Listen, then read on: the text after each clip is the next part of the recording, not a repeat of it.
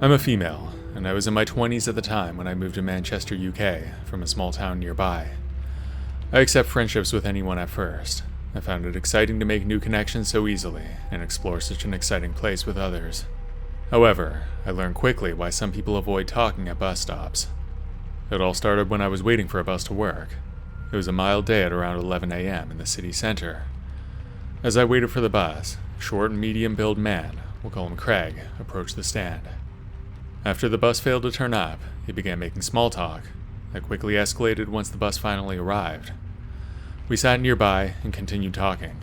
He opened up about a lot of personal things. I'm used to talking openly and in depth, so this didn't faze me. As we got off the bus, we exchanged numbers. We didn't message much, just arranged to meet a week later. The day came, and the evening was nice at first. I told him about a date I had earlier in the week, and he shared some dating disaster stories, and we began laughing. He asked what type of guys I liked. I described them, which was not at all how he looked or his personality. He wasn't flirting at all at that point. I have male friends that I've known for years, and have never crossed any boundaries. I grew up with all brothers, so I'm used to being around men and partaking in sports and martial arts. As the night progressed, I was ready to go home, but he suggested that we go to a late bar, as he was happy that he had a new friend, and he wanted to show me one of his favorite spots. I was tired, but knowing I could get the late bus home, I agreed to go for an hour or two. We found seats by the door, away from the dance floor. There was a setup of tables and chairs. I think it operated as a pub during the day. It was a weeknight, so there were just a few other people around. As the music got louder, it came to the point where listening and talking became hard, so I was going to suggest that we call it a night. However, he started opening up again, telling me more personal stories of loss and other events. Suddenly, a tall Irish man approached. At first we thought he must work there, until the man asked me if I wanted to dance. It was weird, because I was clearly sitting down in mid-conversation with Craig. The guy didn't seem drunk, just cheeky and intrusive. I politely declined and slowly walked away. Craig didn't say anything, and about 15 minutes later, he went to the bathroom. The stranger then came back again. He asked me why I was with him, and he said that I could do much better. It really annoyed me, so I gave him an angry look and said, "I'm happy, thanks. Go enjoy your night." The guy was persistent and didn't go away until Craig returned. He looked down at Craig and looked at me, then laughed before walking away. I'm quite tall for a female and slim, so perhaps it looked like an odd fit to a stranger. We ignored what just happened, and Craig continued pouring his stories out. At this point, he was getting rather drunk. He started sitting closer to me, attempting to flirt and telling me how he would treat me so well if we were dating. I told him I wasn't interested romantically. His demeanor suddenly changed. He moved away and stared at the floor. I began to put my coat on at that point. He turned to me and asked where I was going. His breath was pungent. I can't explain the odor, but until that point, he hadn't been so close to my face. I could feel the temperature of it. He came that close. I walked outside and ushered him to come out too. I told him that I appreciated how kind he'd been, sharing his stories and listening to me, but that romantically, I wasn't looking for that with him. I walked across the road. It wasn't the main road, but just next to it, so cars did pull in every few minutes. He walked with me, then suddenly, he stopped in the middle of the road, put his hands on his head, stared at the ground, and began repeating, "I don't get it, I don't get it." I approached him and said that I didn't think I'd given any impression, and I was sorry if I had. I never flirt with men that I have no interest in, not in the slightest. I don't giggle or smile at them. I simply listen and talk. He began sobbing and said in between tears falling into his mouth that he was confused because he got on with me better than with anyone. I told him it would be easy for him to connect if he's open with others the way he had been with me. He got close to me again, put his hands on my arms, and went close to my face, saying how I should give him a chance. He crossed the boundary physically and mentally. I was angry now. I didn't expect to take care of a grown man or have him try to manipulate me to go on a date. I pulled myself away from him and said I'd take him to his bus stop. I really didn't want him to know where I lived. Yet his face suddenly lit up, and he was adamant that he would take me to my bus stop. I kept attempting to get him away, to the point where I checked the bus times online and lied that his was due and mine was 20 minutes away. That backfired, so I reluctantly had him walk with me. Thankfully, my bus came quickly, and I lied about where I lived. The bus went all the way to the airport, so he would never know. He tried calling me about 10 times that night. The next day he left voicemails and messages. They were all pleading for me to date him. It was excessive and intense, so I blocked his number. For the following 3 months, he would call me from many different numbers, mobile and landlines. I googled one of them, and it was his work. He was a head chef at a fancy restaurant. After 5 months had passed, I felt at ease. That was until I began working at promoting a nightclub. I had only been there a few weeks when I went to sign in, and a guy held the door open for me. As I said thanks, I realized that it was him. I was in shock and shaking, so I went outside. I rushed to tell my colleague. She said, "Oh, him? Yeah, he's a promoter too." I told her what happened between us, and she said, "Craig? That doesn't sound like him." I quickly lied and said, No, I thought it was a different guy." We laughed, but inside I was terrified. Why would a head chef be working a minimum wage job, standing outside in the freezing cold, handing out flyers? As I went to sign out, I was scared, because my full name was on the sheet, and I was worried that he would search for me somehow. I noted down his full name, just in case I needed it. I never returned to that job, and I didn't hear from him. I wasn't sure if he recognized me, but I wasn't taking any chances. I changed my name on Facebook, and only had one colleague from there. Craig was not on his friends list. However, he still found me and added me 2 weeks later. Needless to say, I blocked him and deactivated my account. I never post where I work. Fast forward to another 5 years later. It had been nearly a year since I began working as a host at a cocktail bar. The bar was tucked away in a quieter side of Manchester. When I looked at the interview sheet, I saw his name. The job he was on the list for was in the kitchen, although certainly not head chef wage, so I was shocked, but also thought it could be coincidental. The interviews came. Across 3 days, I signed people in and out. I was there to greet them all. He never showed up, and someone else was hired, thankfully. It's been nearly 10 years now, and fortunately, I've not heard from him since. I've had experiences with other stalkers, and learned the hard way to be careful with who I make friends with. Whether through work or small talk at a bus stop, stalkers are all around us.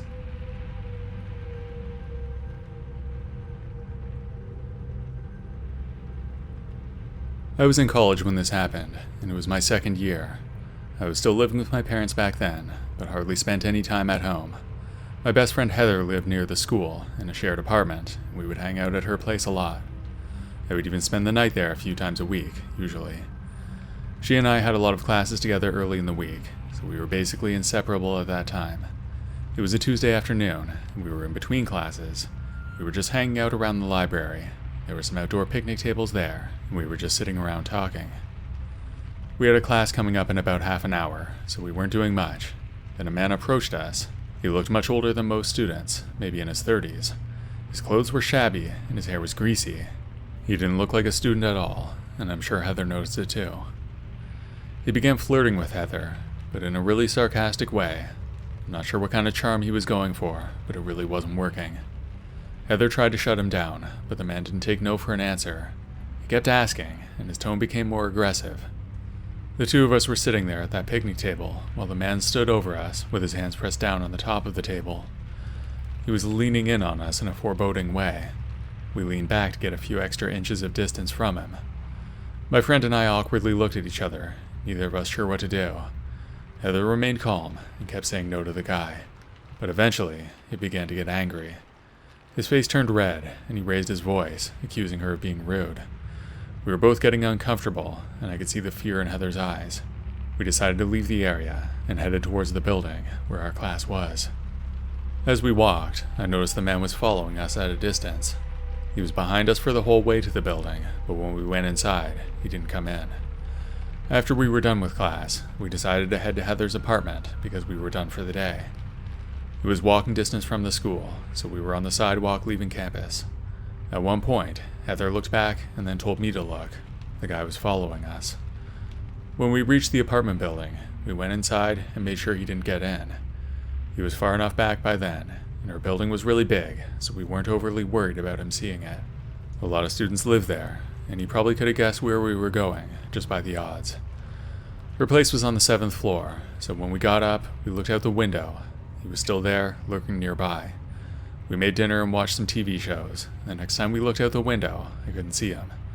That doesn't mean he wasn't there somewhere, but I didn't see him. I stayed the night that time, partly because I didn't want to go out, but it was something we would do anyway, a lot of the time. A few days later, Heather called me and sounded frantic. She told me the same man had followed her again. This time he was in his car. She had seen him parked outside one of the buildings where she had class, and then noticed him trailing her as she walked to the next one. Heather tried to take a different route, hoping to lose him, but he stayed on her tail. She even took a few random turns and went down some other streets, but he didn't give up. We think he was trying to learn her schedule, maybe to make stalking easier in the future. When she went into the building again, he didn't follow. It scared her though, and she didn't know what to do. I could hear the worry in her voice, and it made me anxious too. I didn't know why he went after her instead of me, but I was also worried that I was being followed without realizing it. We decided we should report it to campus security. Heather went to their office the next day and explained everything. They took down her information, but said there wasn't much they could do without more concrete evidence. They promised to keep an eye out, but that didn't make us feel much safer. Around that time, we began to make plans to ensure that neither of us was alone on campus as much as possible. I told her that they should be able to find the guy because there were cameras everywhere, but I guess they couldn't prove anything nefarious that way. One evening, Heather called me again in a panic. She had seen the man again while she was leaving a study group. This time, he had followed her all the way to her apartment building again and parked nearby. She waited inside alone for a long time, hoping he would leave. When he didn't, she called me. I told her to stay put and that I would come over because I was still at the school. As I approached the building, I saw the man's car parked outside. He was sitting in the driver's seat, staring at the entrance. As I approached the apartment building door, I called Heather to buzz me up, but she didn't answer right away. As I stood outside the building, I looked back and saw the man was out of his car and walking towards me. I wanted to run, but he was already too close, and I was afraid that if I ran, then he would catch me. Instead, I tried to play it cool as he approached. When he walked up to me, I smiled politely and then looked away. He stood next to me in front of the door, but didn't say a word. I texted Heather quickly to let her know not to open the door and let him in. After standing near the guy for about 30 seconds, I was feeling more relaxed because he hadn't tried anything yet. Then I got a message from my friend. She told me to meet her around at the back door on the other side of the building. I quietly slipped away and began walking around. I looked back and he wasn't there, so I continued. As soon as I turned the last corner, I saw the door. When I got there, I stood and waited. It seemed long, but Heather finally opened it from the inside. Not more than a second later, the man ran out from around the corner, and he was heading right for us. I slipped in, and we slammed the door behind us. Heather didn't even see him, but I told her what happened. That night we talked, and we decided that we had to do something. The next day, we met with security again, but this time we were more assertive. They seemed to take us a little more seriously, and they told us that they would keep in touch with updates. When we left the meeting, Heather and I agreed that we would call the police if they didn't do anything within a week. A few days later, Heather got a call from campus security. They informed her that the man had been identified and issued a warning to stay off campus because he wasn't even a student. Hearing this was a huge relief for both of us, but we were still worried for a while. We never saw the man again, and occasionally Heather would mention how those few weeks had terrified her to the core. I was feeling the same way, even though she seemed to be the real target. In the end, the experience brought us closer together. It was a tough period, but we got through it by looking out for each other.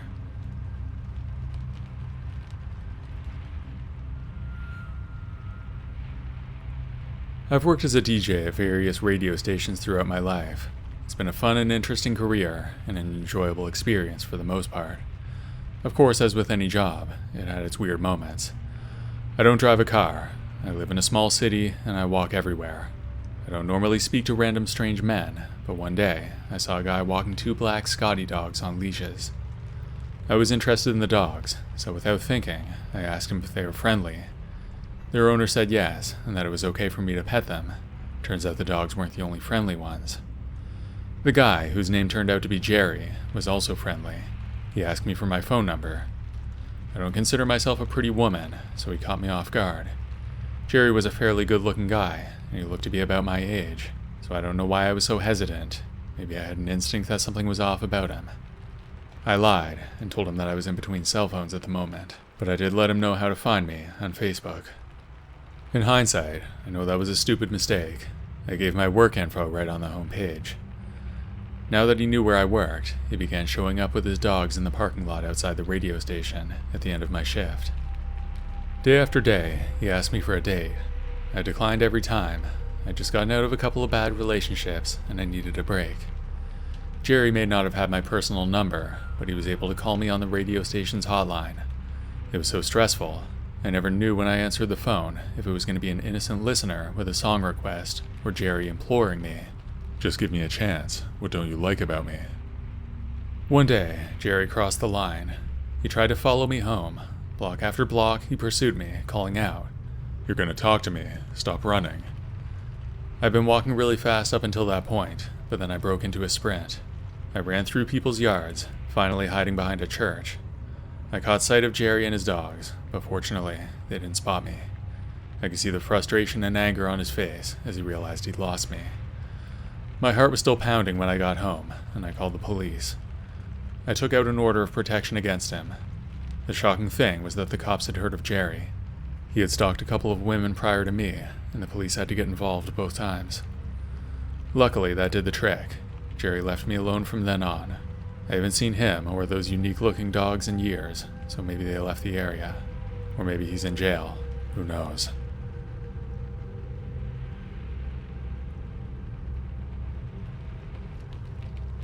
My name's Alice, and this happened a long time ago when I was in high school, grade 11, I think. I'm 40 now, so it was decades ago. I'm from a small town of around 50,000 people, and I went to one of the two high schools in the town. One of them was really big and pretty modern, but I went to the old one that was small. Most of my friends went there as well, so I was okay with it. The thing about the smaller school is that there were really only a few groups of friends there, so if anything happened with one of them, then you really couldn't get away from it. This story is basically about when I got stalked by a guy who went to my school. His name was Ben, and he was in my year, so we had a lot of classes together. I thought he was pretty normal at first, because he seemed to get along well with the other guys, even though he had just moved there recently. You might even say that he was popular. It all started out at school, but it eventually went much further than that. One time, he came up to me at lunch and pulled me aside in the hallway. At this point, I hardly knew him, but we had talked once or twice. As soon as we were alone in a dark corner of the hallway, he asked me if I wanted to see something. Naively, I said yes. Then Ben took his backpack off his back, put it on the floor in front of him, and unzipped it from the top. Inside, it was completely filled with textbooks from our history class. I looked down feeling confused, then looked back at him. He had this proud look on his face, as if I should be impressed. Then he told me he was going to burn them later. I smiled awkwardly, and then walked away. I wasn't going to tell anybody, because that's not my style, but I certainly wasn't impressed. The guy stole all the books from one of the rooms. Big deal, I thought. Sure enough, the next time I was in class, the teacher couldn't find the books, so she handed out a bunch of photocopies instead, so we could do the lesson. Ben leaned over and looked at me, and then gave me a smug smile. That was when I decided that I really didn't like him. Maybe a month later, one of my friends was having a party at his house. Most of our class was invited, as well as some people from the other high school. His parents were away, so there was some drinking, but things never got that crazy because it wasn't our style. People were up and dancing though, and we were having a good time. I didn't think Ben was going to be there, because it was already 10 at night, but then he walked in the door with another guy from our school. As soon as Ben was in the room, I could feel him looking at me. Every time I caught him out of the corner of my eye, he was staring right at me, but I tried to avoid him for the whole night. When it was around 1 a.m., the party was winding down, and I was thinking of leaving. I called my older brother for a ride, but he told me that it would be about an hour before he could make it. My other option would have been to call my parents and risk getting in trouble, so I decided to wait. Some people were staying over though, so it was fine for me to stay a while. When I was talking to one of my other friends, Ben overheard me saying that I was waiting for a ride. He stumbled over and offered to drive me home, but I could tell that he was drunk. I was still pretty sober, so nowhere near stupid enough to go with him. I asked his friend if he was really going to drive, but he just shrugged. When I refused to go, Ben was persistent and tried to talk me into going with him. At one point, he even grabbed my arm and tried to drag me out the door. I pulled back and got my arm free, and then got away from him. I took a few good steps back into the house, away from Ben. Then he came at me with an angry look in his eyes. I screamed loudly, and a few people turned around. When Ben realized that, he backed off and left. I ended up waiting for my brother, who got there at around 2 a.m. He was working late at the time, and his work was not far away, so it was no problem for him to get me. On the way home, I didn't bother to tell him what happened at the party, and when we got back to our house, our parents were already asleep. At school the next week, I told some of my friends that Ben was creeping me out. It spread around school that I felt that way, and eventually, Ben heard. He came up to me outside one day when I was walking to the bus. He was really angry and getting in my face, almost like we were about to fight. Luckily, there were some other people around, so I walked faster until I was close enough to some of them. By that point, it felt like I had a full-on stalker. It was like he was always around me when I was at school, and I was even seeing him in my neighborhood, even though he didn't live that close. That worried me, because he knew where I lived. Another time, my parents were away for the weekend, so me and my brother were home alone. On Friday night, I stayed in and watched some movies with my brother and one of his friends. But on Saturday, my brother had to work. He was working at a gas station back then, and didn't get off until around 2 in the morning usually. That night I had some friends over. We watched a movie and hung out mostly, but they all went home before midnight. About 10 minutes after they were gone, one of my friends called me. She told me that when they were driving home, she saw Ben walking around near my house, a few blocks away, but headed in my direction. I knew right away that he was coming for me. I checked all the doors right away to make sure they were locked. Then I closed the curtains on all the windows that had them, but as soon as I was done, I heard the doorbell ring. It was one of the most disturbing sounds I've ever heard. Hoping it was a mistake, I went to the front window and looked through the small gap in the curtains. It was indeed Ben standing on my porch.